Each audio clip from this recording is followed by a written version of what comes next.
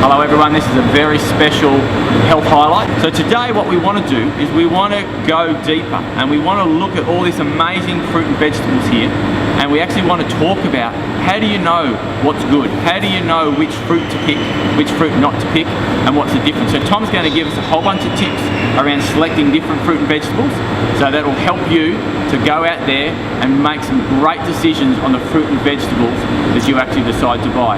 So Tom, can you run us through, maybe we'll start with the watermelon? Sure. How do we pick and how do we know it's a good watermelon? Well, for a start, you're spending your own money, so you want the best. Absolutely. To pick a watermelon, the darker the skin, I think it's the nicer the watermelon, because it's riper. That's when the watermelon ripens. It darkens in the skin.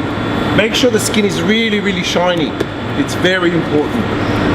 Tap it, and you got this drummy sound. If it's a dull sound, it's not ripe yet, or it's too hollow, it's overripe. Always be drummy and nice and crisp sound. That's the watermelon.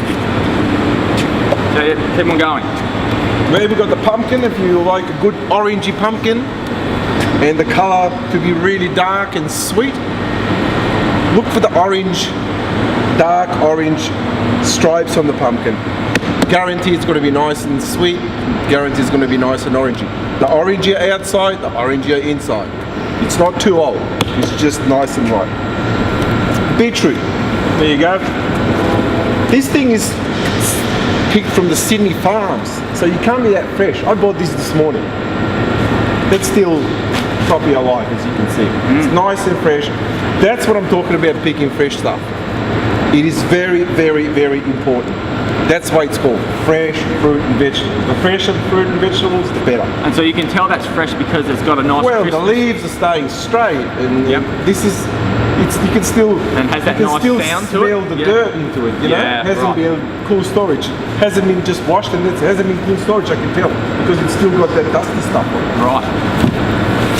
So what does cool storage do to the actual flesh of the fruit and vegetables? Does it have an effect?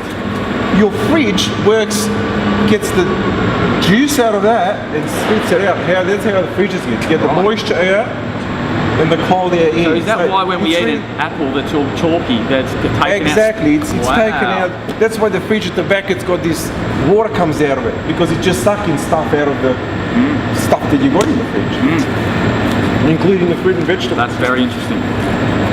Tomatoes. Trust tomatoes are nice. Rub them around the stalk here, smelling beautiful. They are really, really nice. Actually, that's probably a good idea if you're worried about pesticides and that. But people don't know. Growers don't spray pesticides. They spray it, and 8 weeks after they spray it, they don't pick it. So you're 8 weeks of clearing, no pesticides, nothing. So and if you're worried about it, just wash it. Broccoli. Everybody loves broccoli, except the kids. Yeah. Broccoli should be really, really tight. See how that's really, really tight and green? Yeah, wow. The leaves are straight. That came to the market this morning, to this regional market. I bought it. You probably get it this afternoon. So that's the way freshness should work. Kale the same, very, very good for you. Picked this morning. Nice and fresh. So how would a viewer know that that's picked this morning? Because of the stiffness, because of the freshness? See that there? If you zoom in, see that there? If that's not picked fresh, that will have little brownie. That will have little brownie things on it. Look at that, still green. It's just like cut this morning. Look at the shallots. They stand up straight. Nice and fresh. That's the way to consume it, Simon. The longer this thing stays in your fridge, the longer that this thing is stored somewhere, it loses freshness, it loses vitamins, it loses flavour, it loses everything. So you're saying that the longer that you store something, it actually loses vitamins and it loses some of those? Of course. Okay. Of course. If you cut that like that, it starts leaking, it dries out, it's same, the air will dry it out. So you're losing all that goodness out of it. So before we move on, so shallots, for example, is a great example. So sometimes we don't want to eat it straight away. So what's the best ways to store, say, shallots or some of these things to keep them fresh as well? Like, so What's your tip I would on put that in a plastic bag. Yep.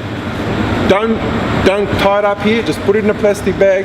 Put it in your crisper down the bottom. Yep. So the plastic bag protects it, but it doesn't suffocate it. Don't suffocate your vegetables. So the plastic bag keeps the moisture into it. Keeps the moisture into it. Say yes. rock melon for a start. Yep. Nice color to pick it. It's got to be nice color. Don't worry about smelling it. Color is very, very important to pick your fruit and veggies. Very, very important. If you cut that in half and eat half of it, and then you want to store the other half, don't wrap it in Glad wrap. Just leave it like it is in the fridge. It will seal itself up. It will dry up a little bit on the top, and then next time you want to use the other half, trim it and use it. It's good as gold. So why not put Glad wrap? Everyone puts Glad wrap on those. Everyone does, I know. And same with watermelon. Is that the same for water? I know. Everybody does. Don't put Glad wrap, because when you put Glad wrap on a cut rock melon, it's got the sugar in there, it's got the juice in there, it's got everything. You're suffocating it, you're blocking all that in. There's no fresh air getting into it. Ferments. Wow. Fermentation starts because it's all blocked. Yeah. So the air that's in there just goes staler and staler and staler. Well, that's something that I have never known before. That's amazing advice. People don't know. They just wrap it healthy. If I would put that is to be clean, put in a plastic bag, your Fritos plastic bags, and leave that open. So air always circulates in there. Wow. Fresh air gets in there. Wow. We talk about bananas. Yeah, everybody wants to know about bananas. Yeah, come on, tell us about bananas. Green bananas, if you buy them like that, and you like to eat them like that, as soon as they get that color, put them in the fridge. Last you whole week. Right. You don't need the skin, so it doesn't matter if the skin goes a little bit dull or a little bit browny. Inside they'll be perfect. So Tom, love my avocado. Can you tell us a little bit about the avocado? Everybody wants to know about the avocados. Avocados, when you go and pick them, don't squeeze them in the middle here, because you're bruising them. You're going to go home and you'll say, oh, my avocado is bruised. If you're going to bruise them, squeeze them around here. If they're soft like a tomato, you know how tomato feels? The avocado is ready. Put it in the fridge, 3 weeks it'll keep. Wow. Good quality avocado, ripe, will keep for you for 3 weeks. Just no as is, you don't wrap it in anything? Don't put it green in the fridge. Never. Don't put fruit in the fridge green. Okay. Put it right the way you like it in the fridge. It's there for you for 3 weeks. Brilliant, brilliant. My favourite, blueberries. Yeah. Now, it's pretty hard because they're always in a packet, but is there any tricks that we can say looking at them, knowing what's good and what's not? Oh, you can always do what my customers do, Simon. This is what I do. Oh, they taste nice. I'll buy them, Tom. You know what? I go to Woolies or Coles or something like that, and I do it there. I just taste it. It's your money. You're buying the product. If you can't tell, it always should be clean. Have a look on the bottom. If you get wet spots on the bottom, that means one blueberry or two or three or five. Oh, wow. Bad. Wow. So that's why there's juice down the bottom. Very good tip. Well, otherwise, open it, have a taste. I don't even know what this is. I think it's bok choy, isn't it? Yeah, it is. Yeah. It's a baby one though. Okay. It's a baby bok choy. Very important. See underneath here? It's nice and clean. If that was picked 3 or 4 days ago, it would probably have a bit of watery mark there. The leaves, it stands up really nice and fresh. The leaves are clean. Look at that. Because it hasn't been cool storage. It came to the market this morning. I put it on my truck this morning. Beautiful. Now pineapple. Now we don't have any of the. Is that the trick? You pull the pineapple are very tricky because customers will go in and go, okay, if it comes easy, it's right. If it doesn't, it's not. It depends how hard you pull it. It comes out. And look, like someone like me who's a lot stronger, it all comes out. Yeah. So, like I was giving, depends how hard you pull it. There is a chart of choosing pineapples. The grower sends us charts, and the charts are winter time, they're like this, greenish looking. Spring and autumn, they half color. Summertime, they full color. That's how you tell. And always have a look if there's any juicy bits around this area here. That means it will be a bruise. There's none on this one. And if it's nice and healthy looking, buy it. Awesome. A humble pair. There you go, we got a green one and we got a brown one. Brown are really, really sweet, but very dry.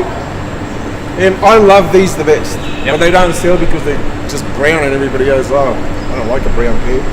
They're good, very good for cooking. Because they're dry, they cook really well and the flavour is amazing on these things. But they're not very popular.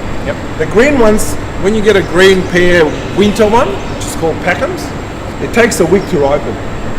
Buy it a week ahead, ripen it, put it away, it'll last you another week ripe. How do you know they're ripe? That's the trick. How do you know those ones are ripe? When these are ripe, they get yellowish and they'll get a little bit of aroma in them and you can tell they're a little bit soft. So wait for them to get really yellowish. Don't worry about going off, they don't go off. They just stay ripe. Potato, let's talk about a potato just quickly. There's a way potatoes you can use for everything, these things. Mashing, baking, everything. Always store these in the fridge, in the dark place. If not, they'll shoot. If they're fresh, they won't. But it's the best to store these in the fridge. Dirt ones, you can store them anywhere in your cabinet, but these in the fridge, always. And always look for that really bright skin, the nice colour, shiny, no sprouts coming out of the eyes. Fresh. Lovely cauliflower. What can you tell us about cauliflower? Look at that, local. Why go somewhere to get a product when you can get it local? Nice and white. That's what you look for. Tightness. It's got to be really tight and really white. Yeah, wow. Nice green leaves. Look underneath. No brownie spots.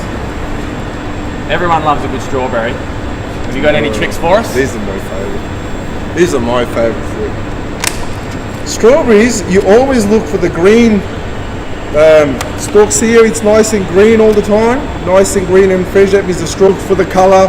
There'll be moisture here, a little bit of juice there. That means the strawberry's gone off somewhere. Then again, maybe you can taste it, but maybe you get caught. Always look for the green stalks. Nice and fresh. You can smell strawberries. If the strawberry is sweet, you can smell it. Very good. All right. We might just go to this and we'll wrap it up with one more after that. So tell us about honey. Local honey. You know what honey is made of? Pollen. Bees go and eat pollen, they make honey. This is very helpful for sinuses and hay fevers. I used to suffer every morning. I eat honey. Thank God, I don't suffer anymore. Wow. Because it's made from pollen. But you have to buy your local honey. If you live in Canberra, you buy Canberra. If you live in Brisbane, Brisbane. If you live in Warners Bay, you buy the Warners Bay one. All right, and finally, good old capsicums. Good old capsicum. Red capsicum, yellow capsicum, there's black capsicum, there's purple capsicum. There is no such thing as green capsicum. People don't know. There is no such thing as variety of green capsicum. Green capsicum is a capsicum that hasn't been ripened. Wow. So when you buy a green one, it's not ripe, it's not ready. Wow. But people buy it for colour, for crispiness, they buy it for the taste. You can still eat it and there's vitamins in it. But it's not ripe. There's not a variety of green capsicum. It's just green. Wow. It hasn't been ripened. Wow. People don't, not many people they buy it say, oh, green capsicum. No, it's not a variety. It's just... Didn't know that either. Well, look, there you go. There's a little bit of information. I hope that has been really helpful for you. Thank you once again, Tom. It's been fabulous and it's been very informative. Look, if you have any more questions, please jump on our Facebook. You can add a comment. We'll be really happy to send it to Tom and he will get us an answer back to you. Thank you for joining us. We've got an amazing interview next week. So join us at the same time, 12:30 Wednesday. We look forward to seeing you then. Remember, healing is a gift, health a responsibility. Have an awesome weekend. See you later.